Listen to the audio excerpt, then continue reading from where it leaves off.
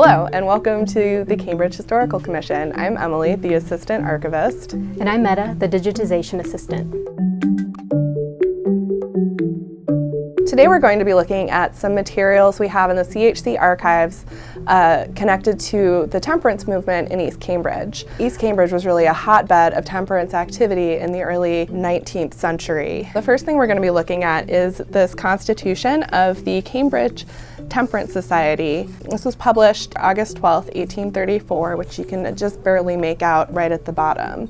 The interesting thing about this artifact is that it doesn't mention all alcohol. It just refers very specifically to distilled spirit. The focus on abstaining from all alcohol didn't come until a few years later. Oh, right, because the American Temperance Society really didn't get going until, a little bit later with the extremists like Carrie Nation of Hatchet fame. Yes. So this next item here is very badly damaged, but it's not really clear from what.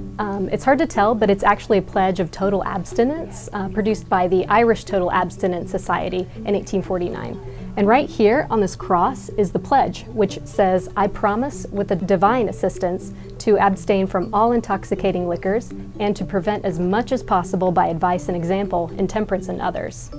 So last we're going to look at this little booklet, which is a history of the Prospect Congregational Church, which was located on Prospect Street right here in Central Square. This dates from 1927, so it's not nearly as old as the other two artifacts.